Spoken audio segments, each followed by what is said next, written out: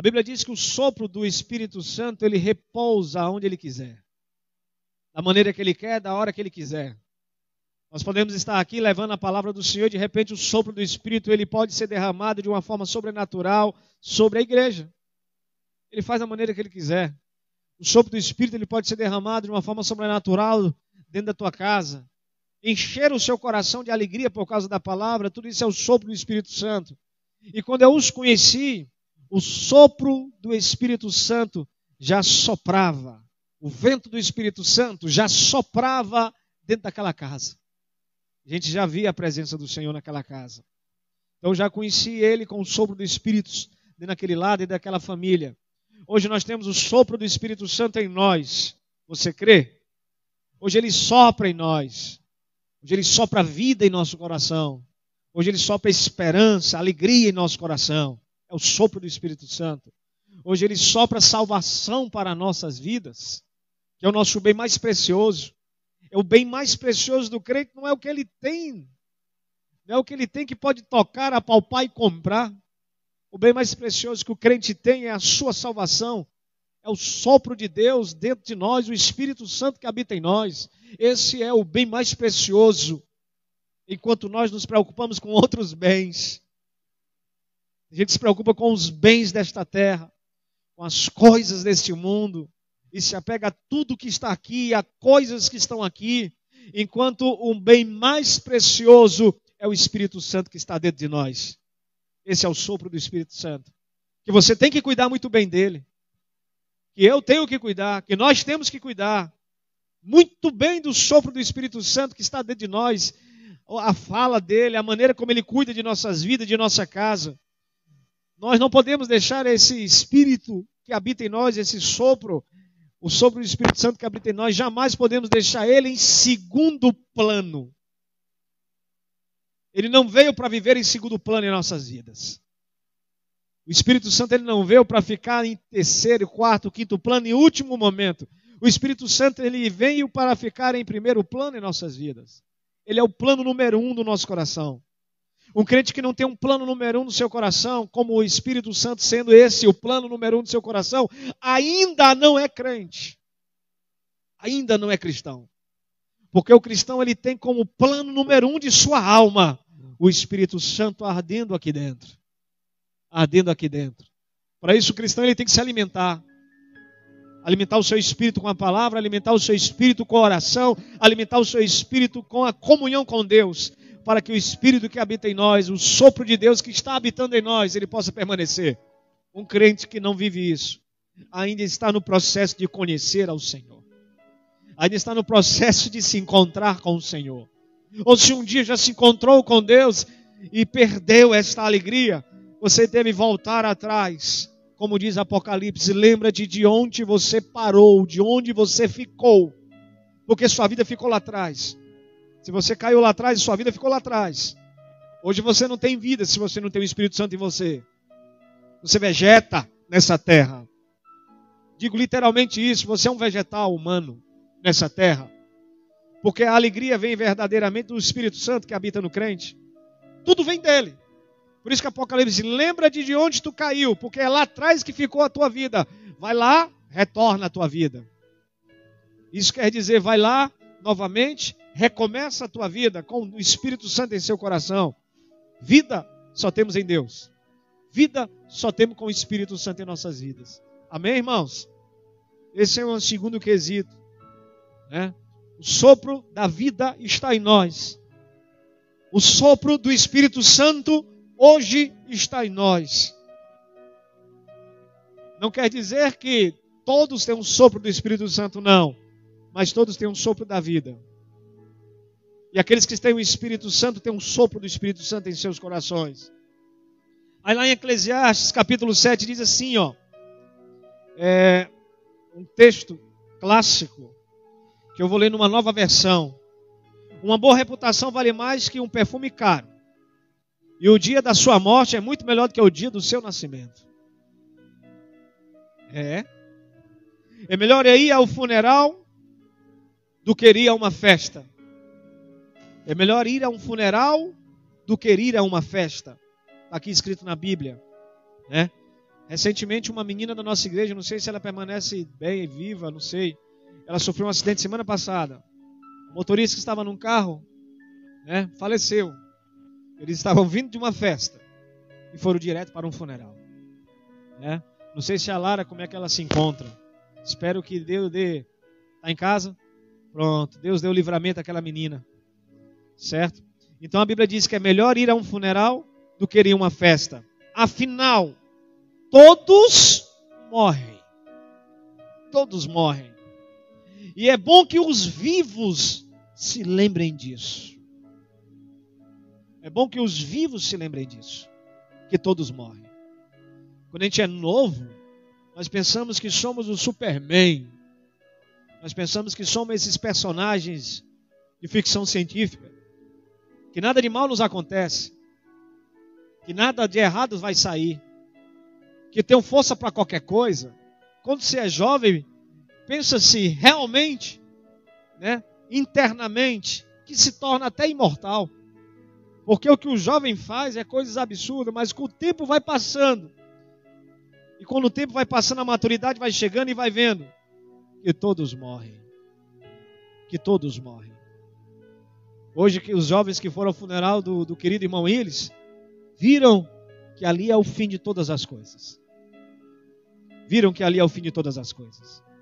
Olha o que diz o versículo 3. A tristeza é melhor do que o riso, pois aperfeiçoa o coração.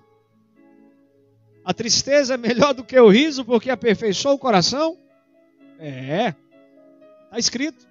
Deus escreveu isso. Deus escreveu isso. Versículo 4. O sábio pensa na morte com frequência. Olha só.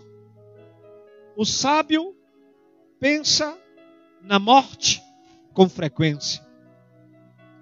Quer dizer que se eu penso na morte com frequência, então quer dizer que com frequência eu penso que vou me encontrar com Deus. E se com frequência eu penso na morte e penso que vou me encontrar com Deus, com frequência, a cada dia, eu me preparo para isso. Você tem se preparado para isso? Nós temos nos preparado para isso? Olha o que diz mais. O sábio pensa na morte com frequência. O tolo só pensa em se divertir. O tolo só pensa em se divertir, em gandaia, em oba-oba. Aqui escrito. O tolo só pensa em se divertir. O versículo 8 diz assim, terminar algo é muito melhor do que começar.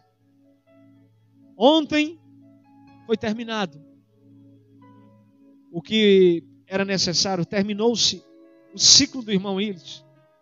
Então a Bíblia diz que terminar algo é melhor do que começar. Por que o dia da morte é melhor do que o dia do nascimento? Porque se você está se aproximando do dia da sua morte, você está se aproximando do descanso. O dia do nascimento tem toda uma vida longa pela frente. Alegrias, guerras, batalhas, lutas, alegrias, felicidades, mas também lutas, batalhas. Mas quando você vai findando, terminando algo, terminando aquele dia, você vai se aproximando do seu descanso. Você vai se aproximando do alívio da sua alma. Você vai se aproximando que você, está chegando o descanso do meu coração. Por isso que a morte é muito mais valiosa do que a vida, certo? A morte é muito mais valiosa do que permanecer. Olha só como o cristianismo é diferente de tudo que você já poderia ter ouvido. Amém, irmãos? E o apóstolo Paulo, ele fala alguns versículos interessantes sobre esse assunto. Eu gostaria de compartilhar com a igreja. 1 Coríntios capítulo 15, versículo 3, diz assim: eu lhe transmiti o que era mais importante, e o que também me foi transmitido. O que era tão importante, que o apóstolo Paulo transmitiu para a igreja lá em Coríntios. Ele diz, eu lhe transmiti o que era mais importante. O que era mais importante, vou repetir. Paulo transmitiu para a igreja de Coríntios o que era mais importante. Existem muitas coisas importantes, mas existe o mais importante. Foi o que ele transmitiu. E ele diz assim, e é o que também me foi transmitido. Ou seja, ele transmitiu algo tão importante para aquela igreja. Algo mais importante. E aquilo que ele passou foi nada mais aquilo que ele recebeu. Aquilo que ele recebeu da parte de Jesus Cristo. Aquilo que ele foi transmitido a ele. O que, meu Pai? Preste atenção. Cristo morreu por nossos pecados, como dizem as Escrituras. Ele foi sepultado, ressuscitou ao terceiro dia, como diz as Escrituras. Isso é a ministração mais importante. Paulo deixa bem claro, isso é a passagem mais importante. Que Cristo morreu, mas ele ressuscitou. E que Cristo morreu não de graça, mas ele morreu para que o pecador, o homem pecador, ele pudesse ser salvo. Essa é a mensagem mais importante da cruz. Não é olhar para vocês e levantar a voz e profetizar, dizendo, assim diz o Senhor. Veja uma porta aberta sobre os seus olhos. Veja uma porta aberta sobre a sua cabeça. Isso não é a mensagem mais importante. A mensagem mais importante é você saber isso aqui, que os seus pecados, eles foram comprados. A mensagem mais importante é saber isso aqui, que a morte, ela foi vencida. Essa é a mensagem mais importante. Por que ela foi vencida? Porque ninguém tinha vencido ela até Jesus Cristo. Todos morriam, mas ninguém ressuscitava. Todos morriam, mas ninguém voltava. Todos morriam, mas nada acontecia. A única pessoa que ressuscitou no Antigo Testamento, que eu me lembre, foi aquele homem que caiu em cima dos ossos de Eliseu. Caiu dentro da sepultura de Eliseu. Aquele homem que foi jogado morto dentro da sepultura de Eliseu. Assim que aquele homem bateu na sepultura de Eliseu, a unção que estava nos ossos de Eliseu, a presença de Deus que ainda estava naquele homem, naqueles ossos, assim que ele bate, ele ressuscita. Mas ele ressuscita e depois morre. Há uma diferença. E Lázaro ressuscitou sim, mas depois morreu. Lázaro ressuscitou para a glória de Deus, mas assim que ele ressuscita, ele passa alguns tempos na terra e em seguida acaba o ciclo dele e ele morre. Aquele homem que ressuscitou no Antigo Testamento, ele ressuscitou, mas ele morreu de novo. E ele não ressuscitou mais. Ninguém venceu a morte. Ninguém brigou com a morte no mesmo nível, na mesma estatura. Essa é a mensagem mais poderosa. Jesus, quando ele morreu, ele foi para a briga, para o confronto, diz a Bíblia. Assim que ele morreu, ele foi para o confronto com a morte.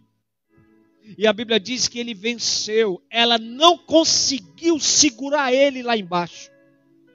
Ela não conseguiu detê-lo. Ele venceu. E a Bíblia diz que ele está vivo para todo sempre. Ele não morreu. Como os outros, os milagres que aconteciam. Que ressuscitava e depois morria. Não. A Bíblia diz que ele venceu e está vivo para todo o sempre. Todo sempre. Aleluia. Versículo 12 diz assim: pois bem, se proclamamos que Cristo ressuscitou dos mortos, por que alguns de vocês afirmam não haver ressurreição de mortos? Paulo estava tendo um problema com aquela igreja, porque algumas pessoas dentro daquela localidade, alguns ditos estudiosos, diziam que não há ressurreição de mortos. E se não há ressurreição de mortos, para que serve a nossa fé? Vocês vão entender para que serve a nossa fé. Versículo 18. Nesse caso, todos os que adormeceram, crendo em Cristo, estão perdidos. Quer dizer que se não houvesse ressurreição dos mortos, aqueles que morreram crendo em Jesus Cristo estão perdidos. Nossa maior herança é essa. Saber que nós não passaremos nesse confronto com a morte. Essa é a nossa maior herança. Olha o que ele diz no versículo 19. Se a nossa esperança em Cristo vale apenas para esta vida, nós somos as pessoas mais miseráveis deste mundo. Paulo diz, quer dizer que se a nossa esperança esteja só em querer as coisas desse mundo, a minha esperança é somente de dias melhores? A minha esperança é que Deus fará coisas melhores para a minha casa, que Deus fará coisas melhores para os meus filhos. Quer dizer que a sua esperança é só nas coisas concernentes desta terra? Muitos cristãos vivem dessa maneira. Deus é maravilhoso porque Deus cuidou da minha família, glória a Deus. Deus é maravilhoso porque Deus me sustenta, aleluia. Mas tem pessoas e cristãos, na sua grande maioria, que só vê Jesus nesta visão. Só vê Jesus por essa ótica. Só vê Jesus por causa da sua bondade por nós nas coisas dessa terra, enquanto estivermos vivos. Nós temos que entender que nós não podemos ver Jesus somente nas coisas dessa terra, enquanto nós estamos vivos. Jesus aqui, falou ao coração de Paulo, dizendo, se o crente só pensa em Jesus para as coisas dessa terra, ele é um dos mais miseráveis de todos os homens. Nós deixamos de ser as pessoas mais abençoadas e nos tornamos os mais miseráveis de toda a terra. Por quê? Porque só queremos as coisas enquanto estamos vivos, concernente às coisas dessa terra. Será que você está entendendo? Quantos testemunhos lindos, e nós temos que testemunhar sim, porque é Deus quem faz. Mas quantos testemunhos lindos nós já ouvimos de abertura de portas, de cura aos doentes. Vou repetir, eu sou um testemunho de cura. Muitos são testemunho de cura. Alguns testemunham de portas abertas, que estavam há tempo com portas fechadas. Outros testemunham porque estavam há tempo doentes, Deus curou. Outros testemunham que há tempo viviam em depressão e Deus trouxe alegria. Então são coisas extraordinárias. Amém. Mas o nosso foco de visão não pode ser só isso. Se o nosso foco de visão for só isso, para que serve ser crente? Para quê? Para ser só abençoado nessa terra? E quando você e eu morrer? Quando eu e você partirmos? Já parou para pensar para onde você vai? Você já parou para raciocinar para onde você vai? Alguém já esteve aqui na beira da morte? Alguma vez na sua vida? No vale da sombra da morte? Levante a mão se alguém já passou por isso alguma vez. Já passou? Eu já passei. Alguém mais já passou? 2 pessoas passaram, 3 passaram, 1 passou, Marcelão passou. Eu digo para vocês que passar pelo vale da sombra da morte é algo extremamente perigoso. Aqueles que não têm a certeza da salvação, quando estão passando pelo vale da sombra da morte, ficam extremamente nervosos, apavorados. Por quê? Porque eu não sei o que vai acontecer a partir desse vale se eu morrer. Alguns ficam apavorados. Mas o Salmo diz, ainda que eu passe pelo vale da sombra da morte, eu não vou ter medo algum. Não é assim que diz o Salmo? Por quê? Porque ele sabe, quando ele passar vai ser glória. E se ele não passar, a glória é maior. Não é menor. A glória é maior. Eu gostaria de ver Jesus face a face. A quem aqui gostaria de ver Jesus face a face? Eu gostaria muito de ver Jesus face a face. Alguém aqui gostaria? Levante a mão. A única maneira de você ver Jesus face a face é você morrendo agora. A única maneira é essa, de vermos Jesus face a face. O que nós vemos é uma imagem obscura ainda. O que nós sentimos é a presença doce do seu Espírito. O que nós vemos é a sua misericórdia, mas face a face não podemos vê-lo. Um dia veremos, se nós entendermos esse versículo. Um dia veremos, sim, que todo testemunho de um cristão possa terminar assim. Obrigado por isso. Eu louvo a Deus por aquilo. Eu louvo a Deus por aquilo outro. Mas eu louvo a Deus mais ainda pela minha salvação. Que todo testemunho termine assim. Porque aí ele entendeu que ele vai estar face a face com Deus um dia. Você imagina aquele grande dia. Você partindo para aquele grande dia. Você partindo para aquele glorioso dia, aonde lá em cima a Bíblia Sagrada diz que lá não tem dor alguma. Onde a Bíblia Sagrada diz que lá não tem choro nenhum. Por que não tem choro? Porque não tem dor. Onde a Bíblia Sagrada diz que quando chegar lá, Ele vai limpar as lágrimas dos nossos olhos. Ele vai enxugar as dores que passamos nessa terra. Você imagine esse grande dia chegando e você na sua partida para e pensa: eu brinquei demais de ser um crente. Eu brinquei de ser cristão. Eu fiz hora com Deus. E você ficar com medo de partir. Deus, me dá mais uma chance. Para e pensa. Porque o cristão verdadeiro na sua partida, ele diz: louvado seja Deus, glória a Deus. Chegou o meu grande dia. É sério isso. A pastora Elda foi uma das minhas pastoras quando eu era novo convertido. E ela gostava muito dela, era parecida com a irmã Marta, muito abraçava muito. E um dia ela entrou para fazer uma pequena cirurgia simples de arrancar a vesícula. E assim que ela entra, o Espírito Santo fala ao seu coração dizendo assim: eu vou te levar agora. Ela entrando no centro cirúrgico, estava seu filho, seus filhos, estava seu marido, né?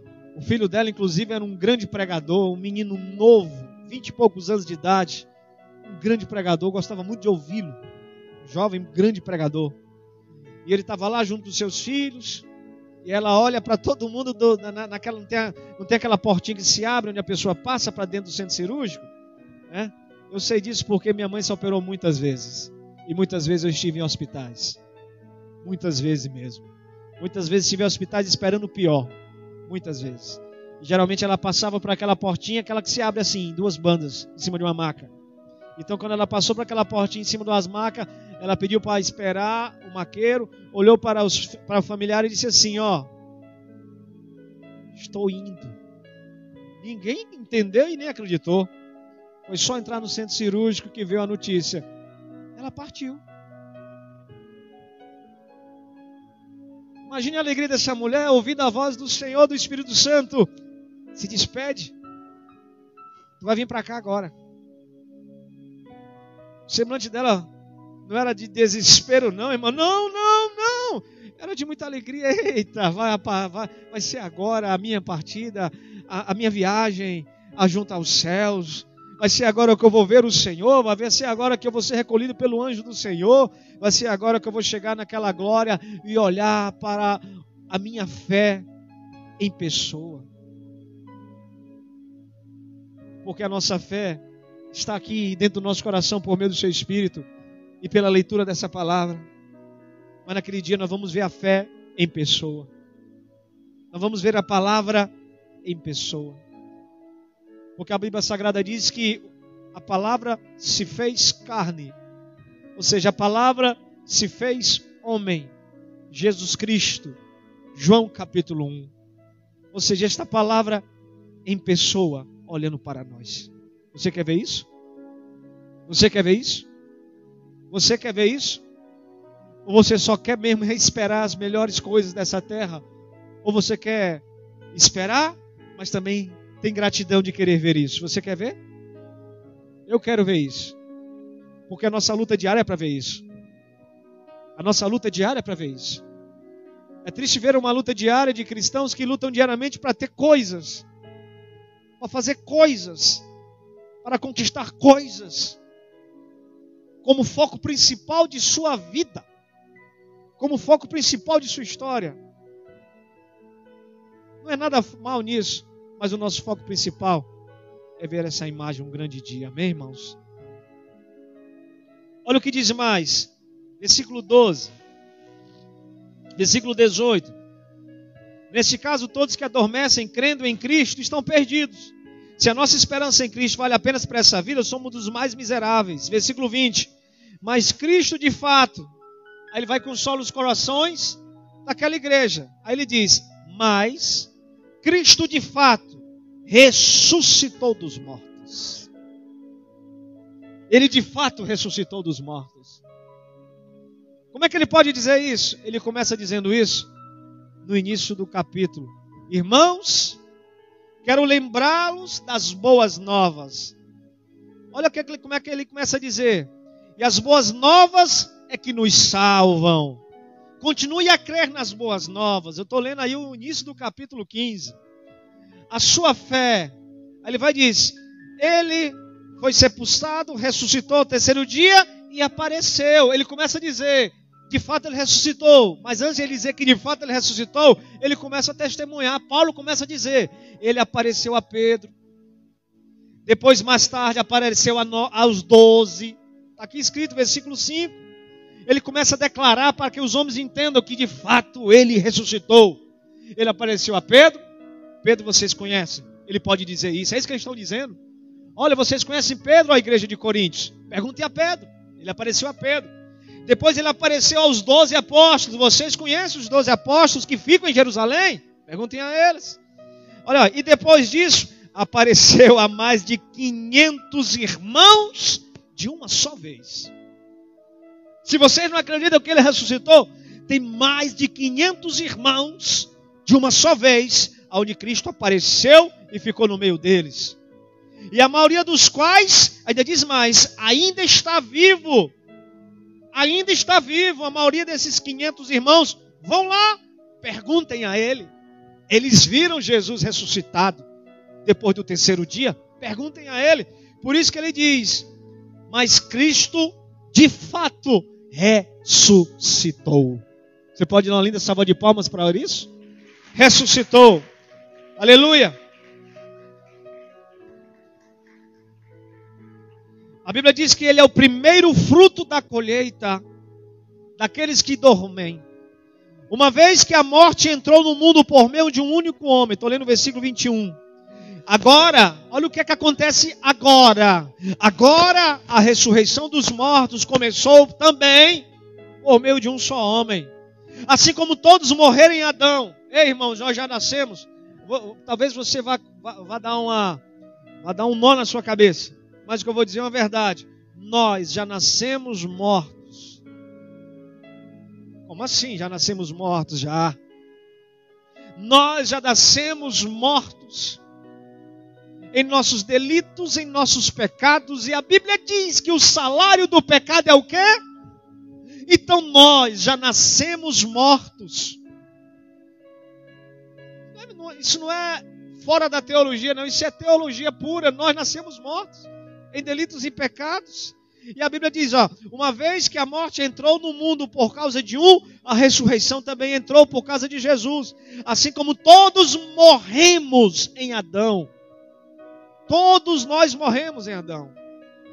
Olha o que diz. Todos que são de Cristo receberão também a vida dele.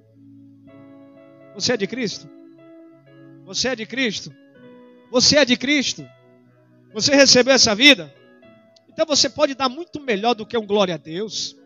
Você pode dar muito melhor do que um aleluia. Você pode ficar muito mais entusiasmado porque você tem vida. A nossa gratidão a Deus, ela tem que ser algo muito mais forte, muito mais poderoso, muito mais tangível, muito mais visto pelas pessoas. A nossa gratidão em Cristo. A nossa alegria em Cristo tem que ser muito mais poderosa. Ela tem que ser muito mais elevada.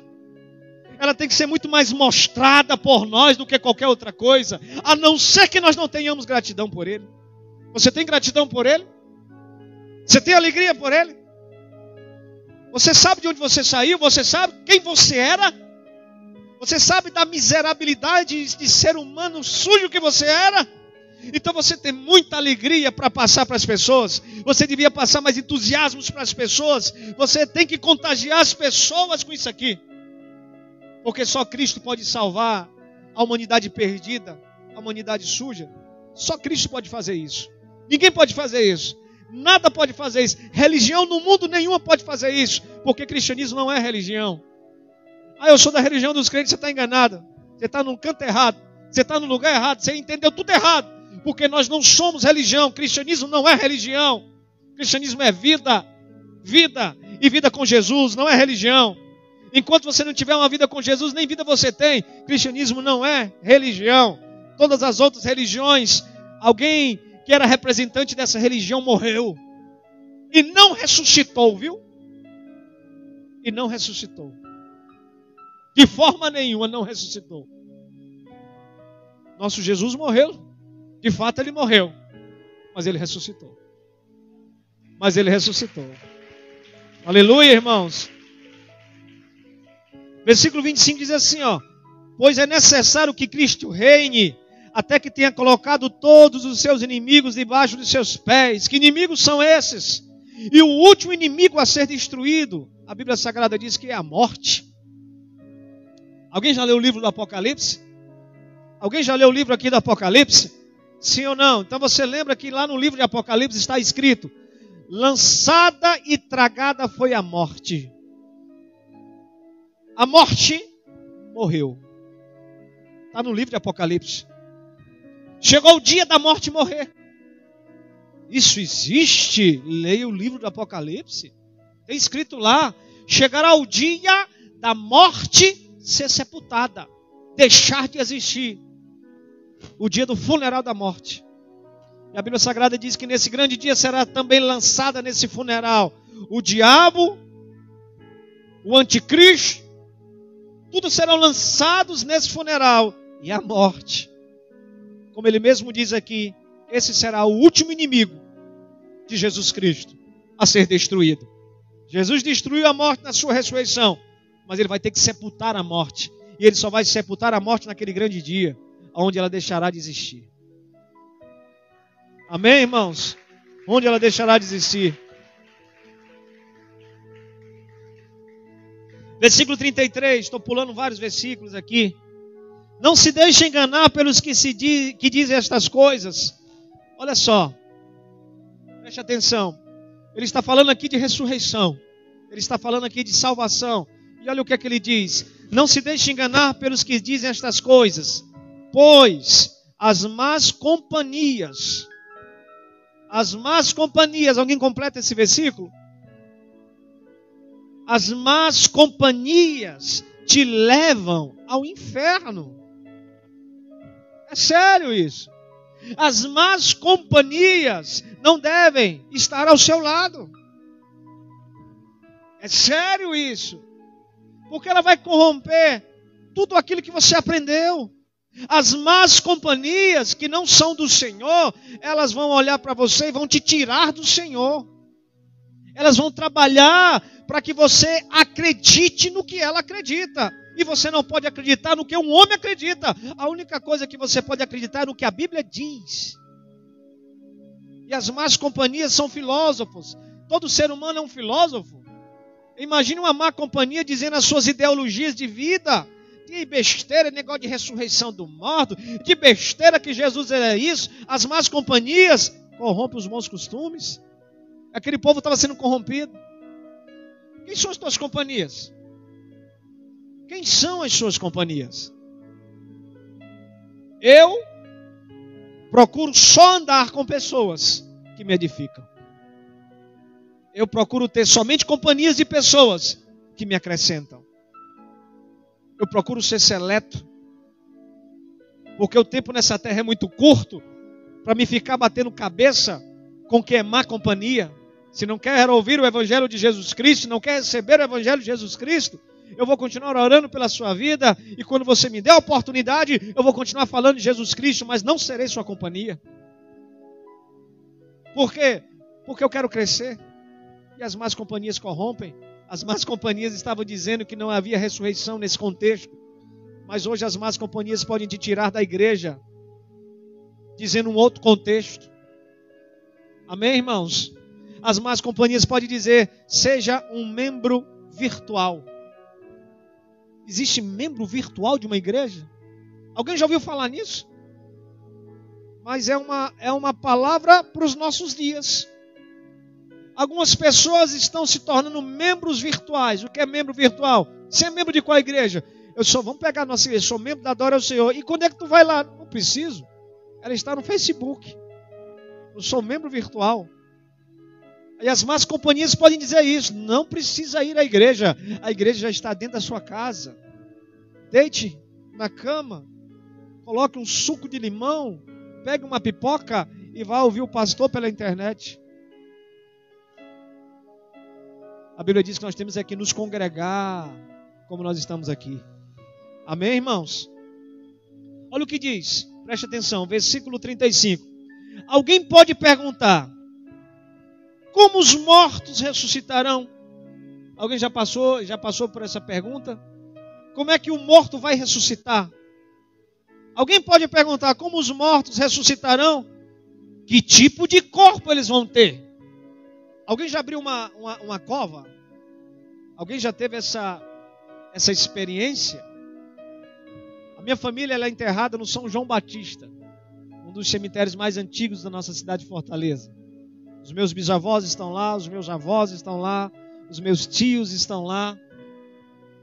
E todas as vezes que morre um ente querido, a gente tem que ir lá, abrir uma caixa, abrir o último caixão deteriorado, pegar todos os ossos que estão lá dentro, uma coisa fedorenta, feia, engraçado, os cabelos parece que não somem, os cabelos ficam lá, pegar tudo, colocar numa caixa de ferro e colocar de volta, porque um novo corpo, um novo caixão vai ter que tomar aquele espaço. Aí eu pergunto: que corpo essa pessoa vai ter quando ela for ressuscitada? Essa foi a pergunta. Como se os ossos estão secos, como diz o profeta? Essa foi a pergunta. Olha só o que acontece. Que pergunta, olha só. Alguém pode perguntar: como os mortos ressuscitarão? Que tipo de corpo eles terão? Versículo 36, que pergunta tola. A semente só cresce e se transforma em planta depois que ela morre. Que tolice. É necessário morrer. É necessário aqueles ossos morrerem, porque aqueles ossos não vão servir. Não vai prestar mais. Então que corpo nós teremos? Que imagem nós teremos? Você já parou para imaginar? Eu estou vendo você aqui com essa imagem que você tem. E naquele dia, qual é a sua imagem? Que imagem nós teremos? Se aqui está dizendo que é necessário morrer a semente. Versículo 42. O mesmo acontece com a ressurreição dos mortos. Quando morremos, preste atenção, o corpo terreno é plantado no solo. Hoje nós plantamos o corpo do nosso querido irmão Willis no solo. Quando morremos, o corpo terreno é plantado no solo, mas ressuscitará para viver para sempre. Ou seja, está dizendo que aquele corpo será plantado, mas ele vai ressuscitar. Ainda não deu para entender. Vamos para frente. Versículo 43. Nosso corpo é enterrado em desonra, mas ressuscitará em glória. O nosso corpo é enterrado em fraqueza, ali não se levanta mais, ali acabou. Mas ele vai ressuscitar em força. O nosso corpo é enterrado, olha só, versículo 44, é enterrado como corpo humano natural. É o que nós vimos aqui, hoje, pela manhã, pela tarde, um corpo humano natural, mas ele ressuscitará como um corpo espiritual. Teremos um corpo, sim, mas a Bíblia diz que ressuscitaremos com um corpo espiritual, pois assim como existem corpos naturais, você está vendo aí do lado de você, tem um corpo natural. Aí do lado tem um corpo natural. Olha o que diz assim: pois como tem corpos naturais, também existirão corpos espirituais.